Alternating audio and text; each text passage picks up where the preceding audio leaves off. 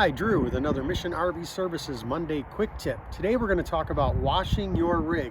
But we're not going to talk about what kind of power washer we use. Nope. We're not even going to talk about how much we love Chemical Guys products, because that's all we use when we're doing rig washing as part of our business.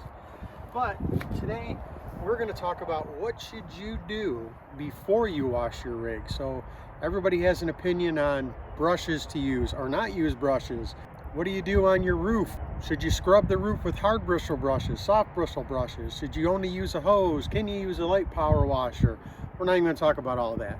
There's a bunch of those opinions on the internet, but what we do want to talk about today, what do you look for when you're getting ready to wash? So what you want to do is you want to come around your slides, you want to look at your seals, you want to make sure your screws are all in.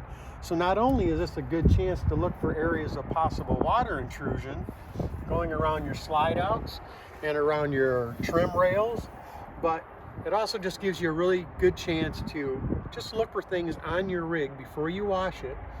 Are there areas that I need to do some maintenance on? When you go to wash your rig, just don't get out there with the hose and the bucket. It's a great family time, sure, it could be. You could hire somebody like us to do it, but hopefully if you do hire somebody like us, ask them the question. So before you wash, do you check the seals and things to look for areas of water intrusion?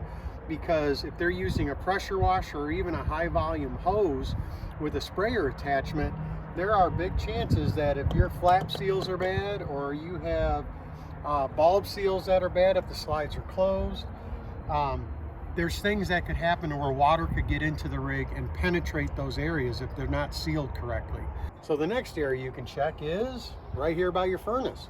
So these ports are generally pretty much weatherproof, right? They're on the outside of the RV or the travel trailer fifth wheel, so they can get some water intrusion in these areas. It's designed that way. But if you're using a pressure washer or a hose and you're shooting this way, you're putting water directly in there. So just take some care when you're going around your furnace exit entrances where the air comes in your burner tubes. You just want to be aware of that. Try to wash around that, be diligent, and not spray water into these tubes, and make sure the person that's washing your rig, they understand that as well.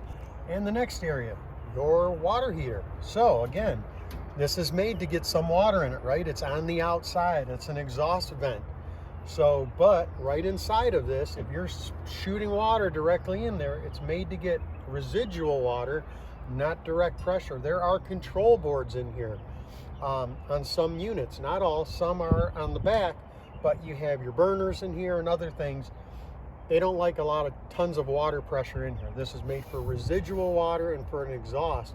It is not made for direct high water pressure going in there. And lastly, this is probably one of the biggest ones. So as a technician, we get a lot of these calls. So they just had their rig washed by a company, come out, and all of a sudden their refrigerator doesn't work. What we find out is that when they're power washing, they're blowing water right into this port. Again, this is for residual water from when you're driving down the road or it's raining or something. Water runs down it or runs by it. But when they're pressurizing hoses, they go in here, they go up into this vent, and it hits that control board in there. That control board is fried. Even though it is a potted board, it has exposed fuses and some connectors. The water gets in behind that, and it will fry the board of these helium absorption refrigerators that are in RVs and travel trailers. If you have a residential refrigerator, you usually don't have these vents, so it's not as big a concern. But on this particular rig, it is a huge concern. So do not spray water directly into this vent or the vent up there if you have a helium absorption RV style refrigerator.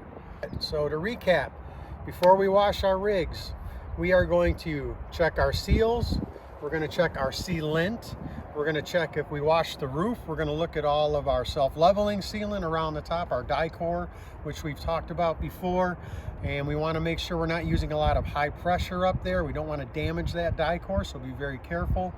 But again, you're just looking, you want to make sure all your sealant's in place, you don't have any gaps, all your seals are in good shape, they're doing their job, and you're going around, you're watching your vent areas on your furnaces, your water heaters, and especially your RV absorption style refrigerators, because those boards are very fragile when it comes to direct water pressure.